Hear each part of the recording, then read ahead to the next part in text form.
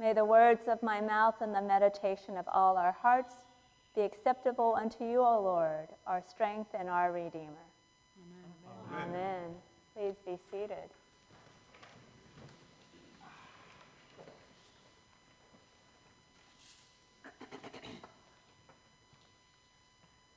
Sounds like the Finches are preaching the sermon this morning. They're so loud. This morning my sermon is going to be on the gospel, and it is written from the perspective of one of the disciples that were in the boat. It was the most wretched night. It all began when Jesus wanted to cross the Sea of Galilee, but at sunset. It was going to be dark in half an hour. And we looked at one another, well, how can you argue? He wants to do it, so you just go. And, we were still puzzling over that parable he told about how someone went to sleep and woke up to this amazing harvest. Well, I can tell you on that night, Jesus went to sleep, and all we harvested was terror. At first, it was pleasant enough. The other boats had joined us, and Jesus napped. But as that sun dipped below the horizon, the wind started to blow, and then the waves began to swell, and we clung to the side of the boats as we tossed and landed like a thud, like we were hitting hard ground. Peter vomited, but we all kind of felt a bit green. But all that motion sickness washed away when the wind and the water began to rage. The waves swelled like as tall as cedar trees, and they came down on us like earthquake, just falling and falling and falling over us. The wind screamed like a banshee. The waves roared like a succubus. And we reeled and staggered in the boat, and we screamed like we were insane. And the water swamped the boat, and we couldn't bail it out. We didn't have a bucket. It was as if the wind and the water were demons out to destroy us. And can you believe it? Jesus, he was asleep the whole time on a cushion at the stern. And I went over there and I'm like, wake up. Teacher, do you not care? Do you not care that we're dying? And he looked at me and he rubbed his eyes and he was like, oh, yeah, it's kind of windy out here. And he got up and he said, shut up. And there was a dead calm. And by the way, the Greek is shut up.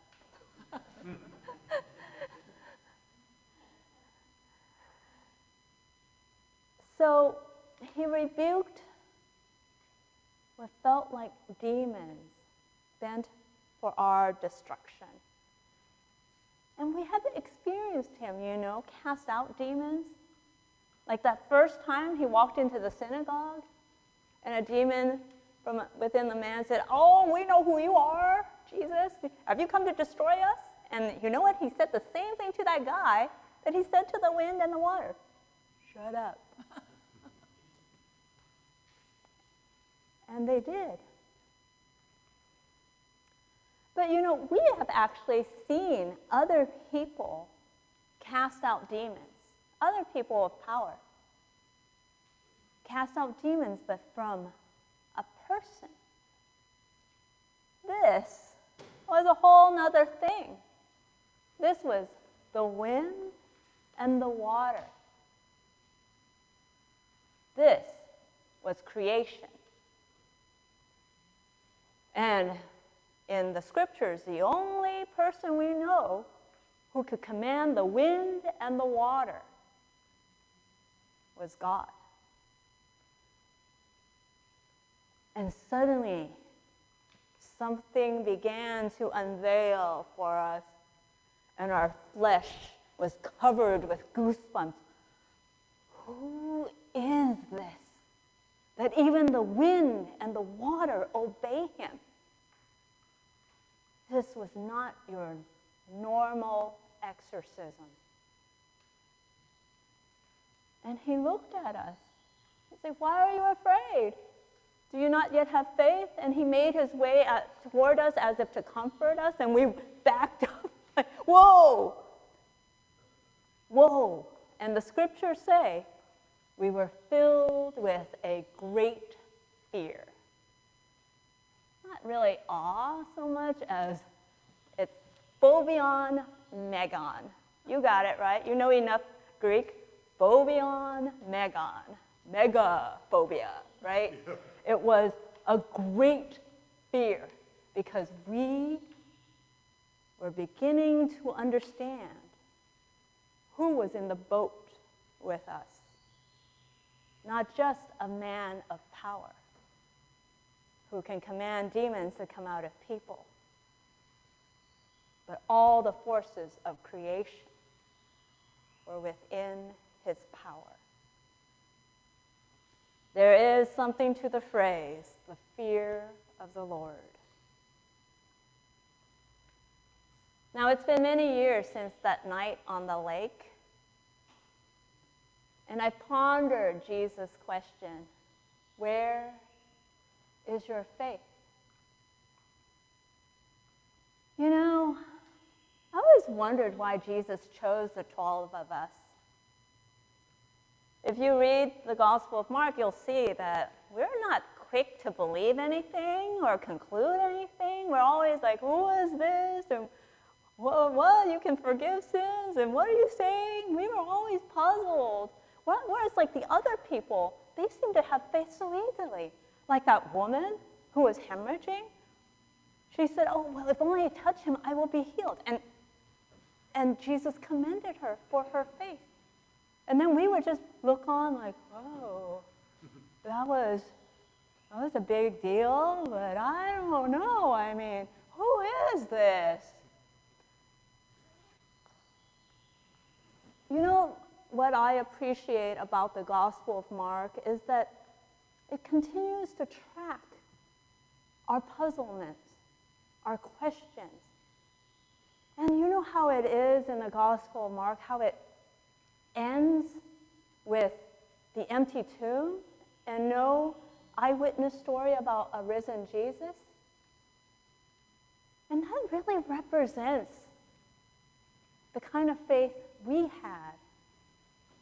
A faith that continues to wrestle with questions. And you know, evidence, we often would think like if we had evidence, if we just had more information, if we had something really concrete, we would then suddenly have all our questions answered and be at peace. But you look at this scene on the lake.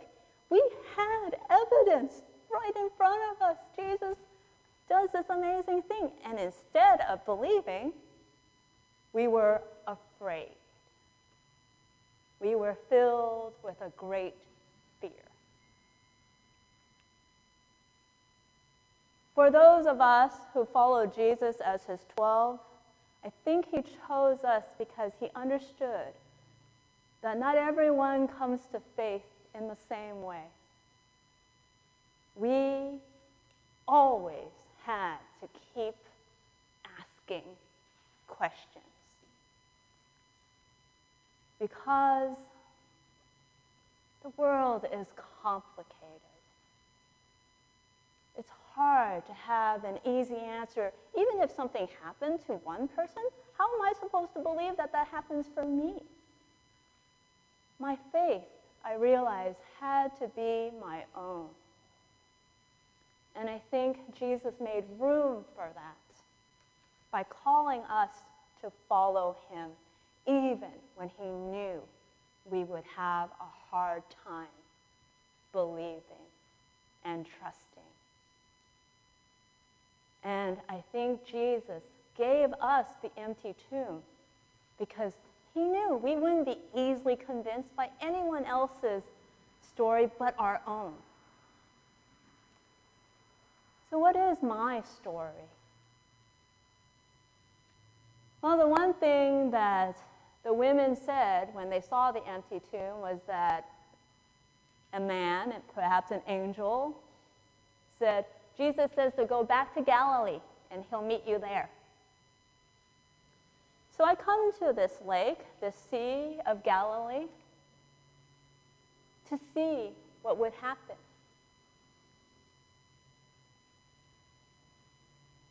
Well, I come to this Sea of Galilee and I ponder that night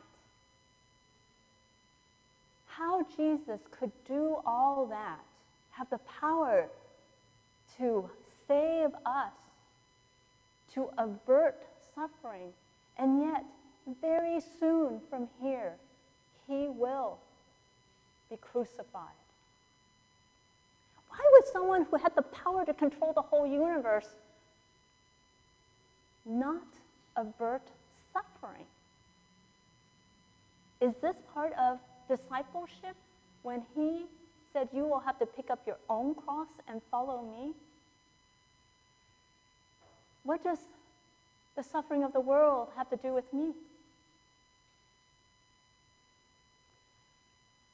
You know, I bet you all listen to the news. And you know, there are no easy answers out there for the amount of suffering we have in this world. And maybe that's where I go. Jesus lets us stand at these waters and contemplate what it means to still walk into embracing the whole of life and all its suffering, even though you can avert it because of your power and privilege and security. We don't have to know. We don't have to know. And yet,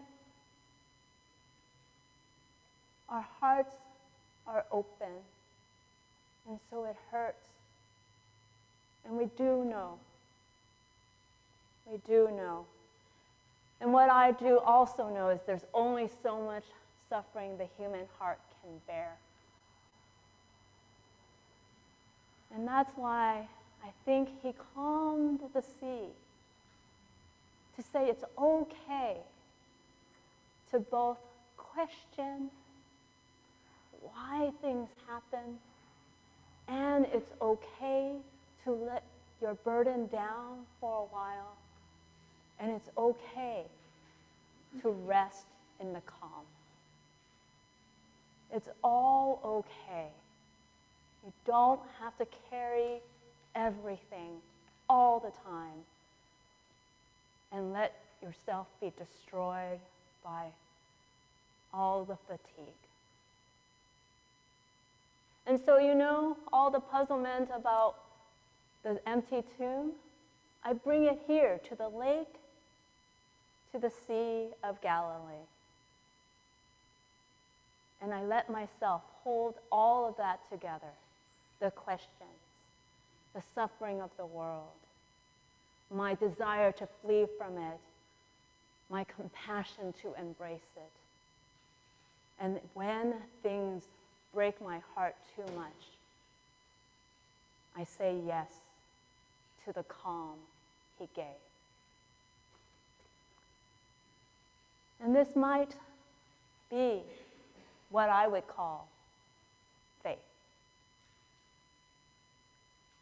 Amen.